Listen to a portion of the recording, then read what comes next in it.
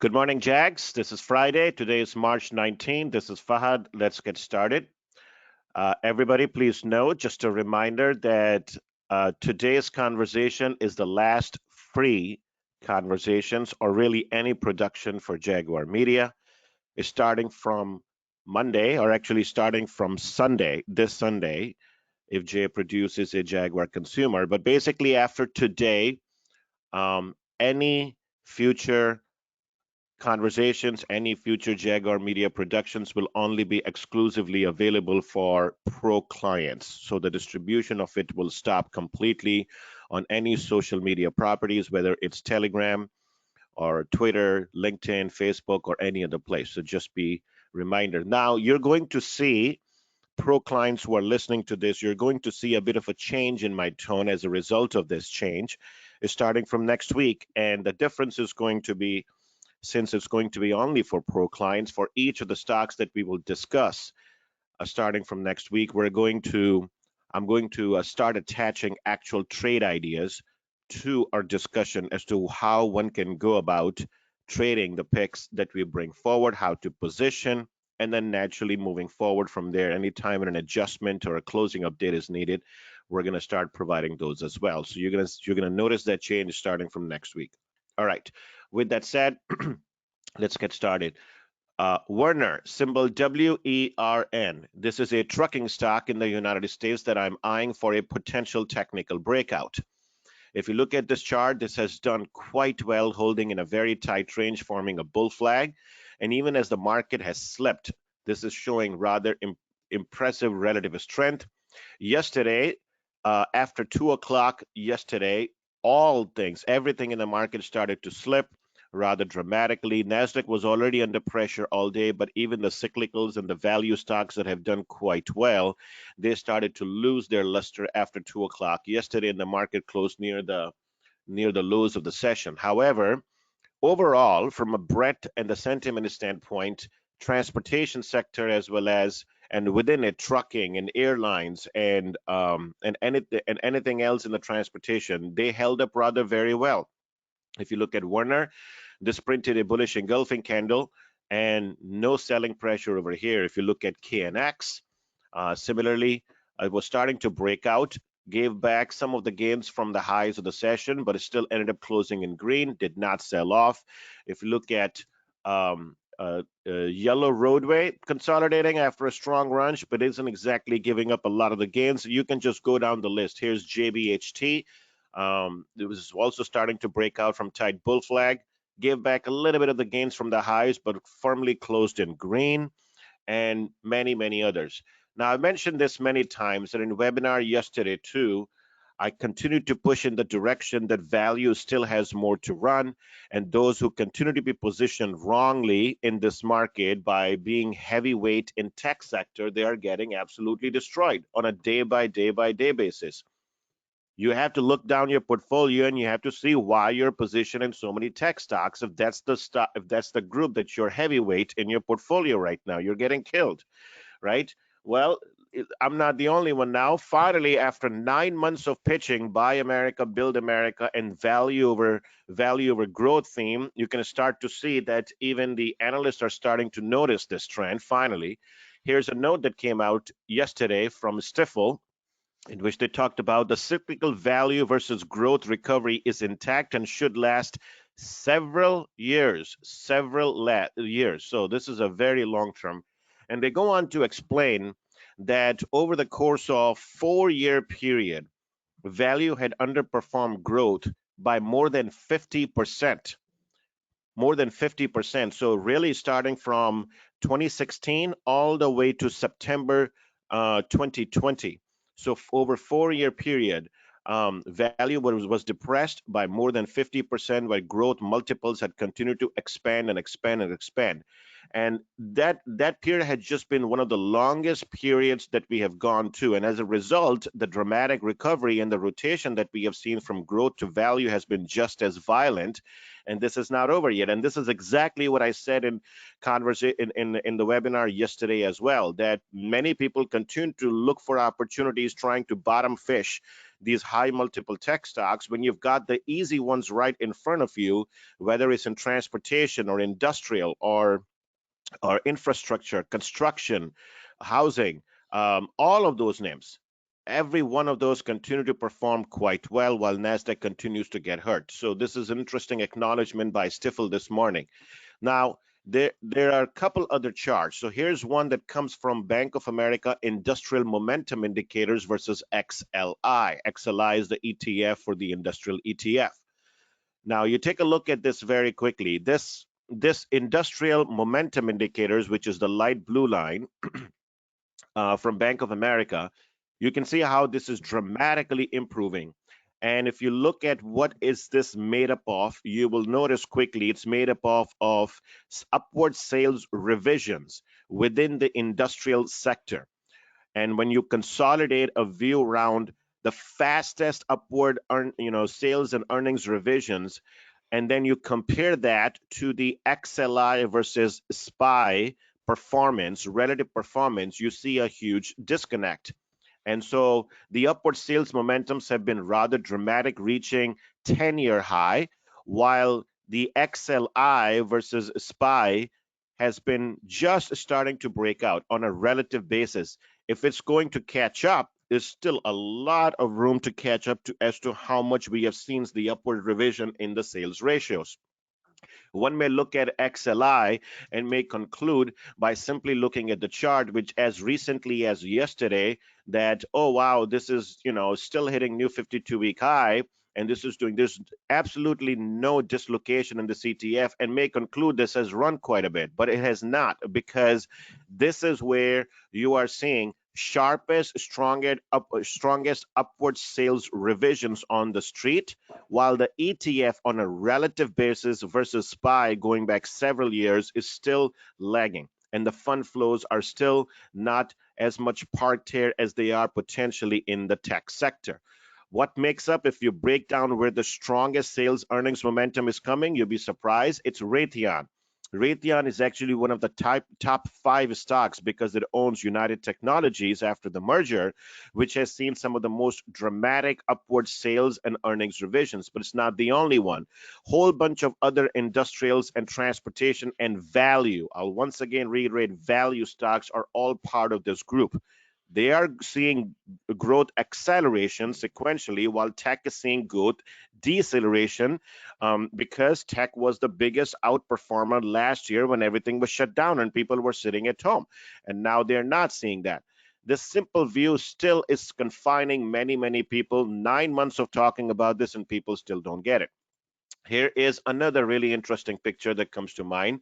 Now, what we're doing here is we are now drilling down within the transportation sector to see which types of transportation has actually seen the multiple expansion compared to others. And you will find out OD or SAIA averages have been the strongest. Rails have been the second best that have seen their forward multiples lift higher.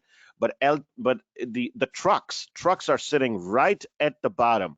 The trucking sector still has not seen the upward multiples expansion compared to the rest of the transportation group. A lot of room to catch up. So I'm once again talking about JB Hunt. I'm talking about Werner. I'm talking about Knight Transportation. I'm talking about Yellow Corporation, and many others. There's a lot of room for the multiples to catch up to the upside. And that brings me back to what I started off, which is Werner Enterprises. This has a setup for a potential technical breakout.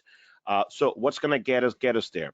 Keep this in mind. Next week on March 22nd to 23rd, there is a conference that is taking place. It's a Bank of America Space, Transportation, Aviation, and Auto Research Summit, which they call STARS, STAARS conference. This innovative summit will host companies and key thought leaders across sectors to discuss next generation technologies that will shape the future of mobility, transportation, and travel. Several CEOs and CFOs will be presenting in this one, including XPO Logistics CEO, XPO, which is another trucking company. And this stock also had just started to break out, and yesterday was hitting new 52-week high before a modest pullback. And so what I'm expecting in this conference is a lot of qualitative commentary as to how the sequentially growth rate has improved from Q4 to Q1. And I think it's going to give us some very good color how these conditions are improving for trucking companies and should continue well into the second quarter and the third quarter. And that could be a precursor or a setup or a catalyst for breakouts in a lot of these trucking stocks next week. WERN is the stock that I'm watching closely. That's it from me. Let's go to Jay. Morning, everyone. So this past Wednesday, Beverage Digest announced the official launch of Mountain Dew Rise. This is a new product from Pepsi in the energy drink category. They note that the product has more caffeine than legacy Mountain Dew products, as well as competitor Monster Beverage. On the pricing point, this product is going to go for about $2.59 for a 16-ounce can. It's about 50 to 60 cents more expensive than Monster Beverage. In a B of A note, Pepsi noted that the largest percentage of energy drink consumption occurs during the morning, and so they've positioned this product for the breakfast day part. It's also going to be promoting it at 7-Eleven, at Circle K convenience stores. Now, in addition to the launch, it was reported that LeBron James is going to be the spokesperson for this product. LeBron James has spent 18 years with Coca-Cola and has recently switched to Pepsi. So we'll see if that can, gain any traction. Now, I should also mention in the energy drink category, Dwayne "The Rock" Johnson also launched his own product this month called ZOA. So ultimately, both of these products, based on what B of A has said, is these products are also targeting the health and wellness category. So, these might not affect Monster as much as it might affect the likes of Celsius Holdings, CELH, which if you look at their products, they're really catered to gyms and fitness and whatnot.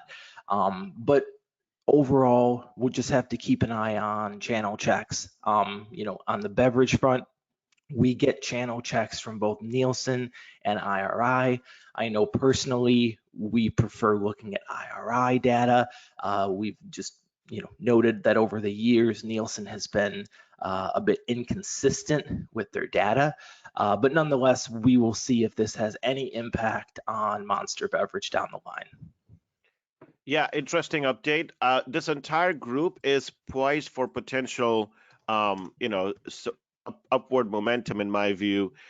What has happened is that as the 10-year bond yield has continued to skyrocket, that rising 10-year Treasury bond yield at some point it starts to compete directly with the dividend yields on the corporation side. And so the attractiveness of somebody getting, let's say, 2.5% or 3% dividend yield when the bond yields go up, which is a risk-free instrument, from 0.9% to 1.7%, the attractiveness of the dividend yield goes away. So rising bond yields has pressured staples, and as a result, this has resulted in outflows from a lot of staples. Pepsi, Monster Beverage, all of them have been part of this. I think so. We've covered Monster Beverage previously as well with pretty strong bullish view, but I think where we have been tackling is really the outflows from this sector. But I think if the bond yields are going to stabilize here, and I do think any further push higher, let's say towards 2% in the 10-year bond yield, the Federal Reserve is going to ultimately unleash their yield curve control tool that they have. And so there's going to be a moment when I think the flows will revert back to the staples. So one to watch closely. Monster Beverage is one of them. Pepsi is one of them. And I will just broadly say that XLU Utilities is another club that could see dramatic flows back into these low growth but stable dividend stock pairs. And that would be the precursor for potential breakouts in all of them. Could happen in the summer months. But aside from that, good update on the product innovation side as well. Definitely a kicker. All right, let's go to Chronicle. Morning. Today I have a short idea, which is one of two short trades that I put on yesterday. So this one's been on my watch list for several weeks now, just been waiting for the right time to pull the trigger technically. And the company is Best Buy, ticker BBY, which needs no introduction. So needless to say, this has been one of the beneficiaries of the COVID-19 shutdowns and the work from home trends. And from a bottom-up perspective, it's also been a beneficiary of a well-documented multi-year turnaround strategy where they've successfully transformed themselves from being classic brick and mortar into being a true omni-channel player these days, which is precisely why the stock has been handsomely rewarded over the last year. So looking at these two charts, we can see that FY21 has been phenomenal for Best Buy. Like, who could have imagined that Best Buy would report over 20% comps in fiscal Q3? But I think now is the time when we have to start looking ahead instead of the rear view mirror. And the reality is that as the economy reopens, people are going to slow down their purchases of household goods, electronics, in favor of spending more on things like travel, leisure, restaurants, clothing and fashion, things along those lines. And so naturally, we can see that the consensus here is essentially projecting flat to slightly negative revenue growth for the next couple of years. And I think a lot of that sentiment is beginning to show up in the company's actual financials.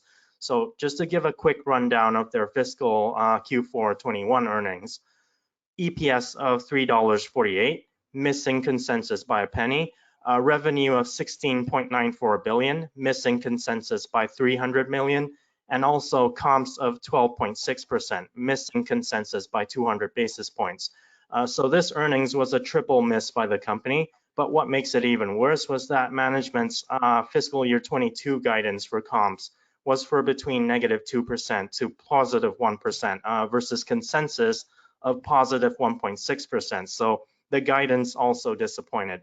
I'd also add that during the earnings call, both the CEO and CFO would also confirm that they expect some normalization back to pre-COVID levels of demand once we get towards the back half. And they would also stress that the shift to online is going to create more gross margin pressure, which is going to be difficult to offset if there's no sales acceleration, because with online sales, you have to hire extra people to pack your products and deliver them and so on.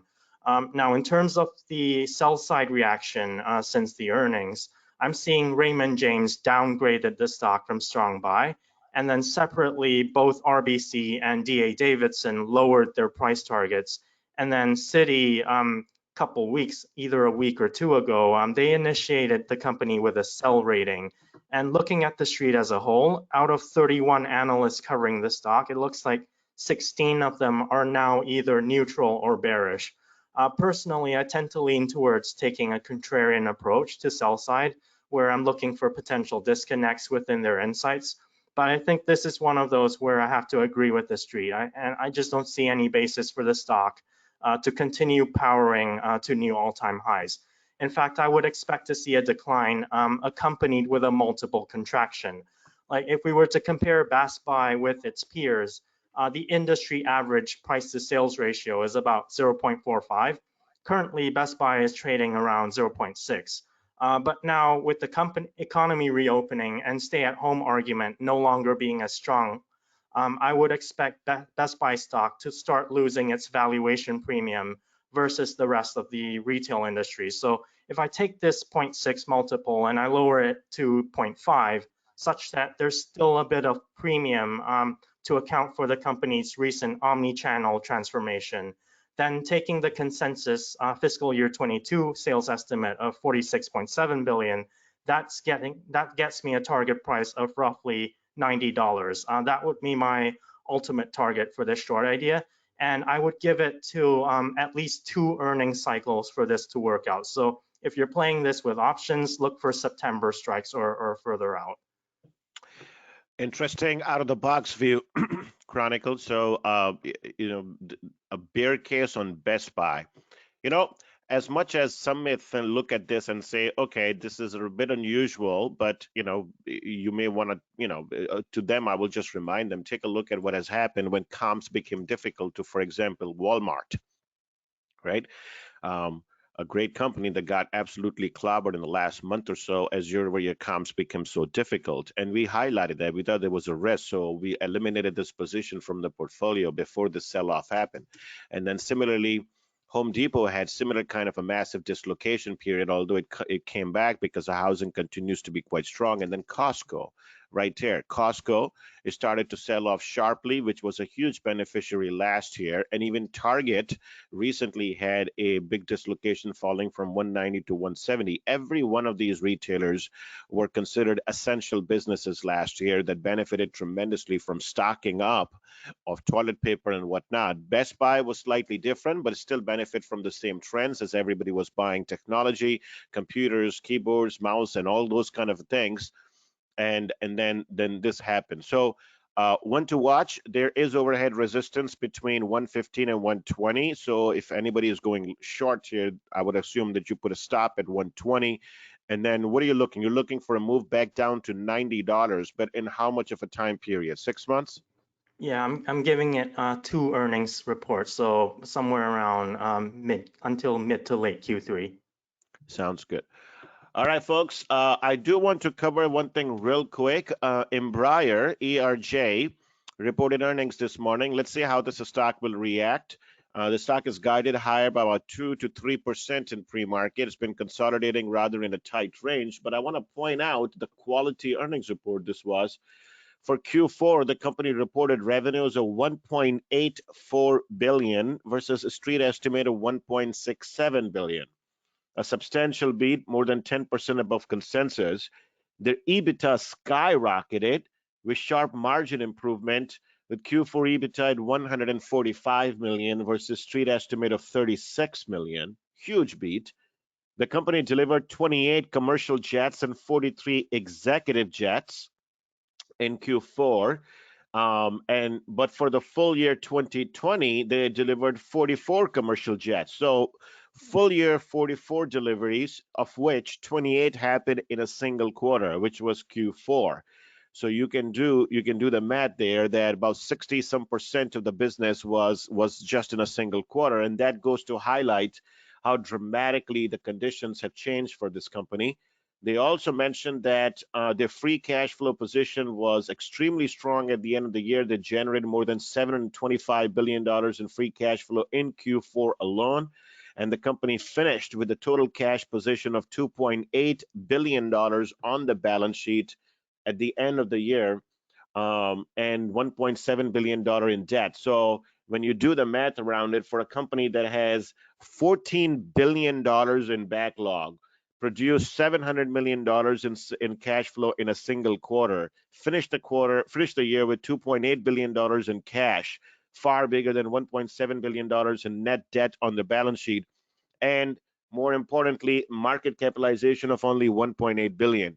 I mean, I think that anybody with the numbers game, you can put it all in Excel models and you can come back with a view that this is cheap in so many different ways and should continue to get re-rated higher as the economy continues to improve, just like Boeing. All right, that's it from us. We'll see you in the chat room shortly.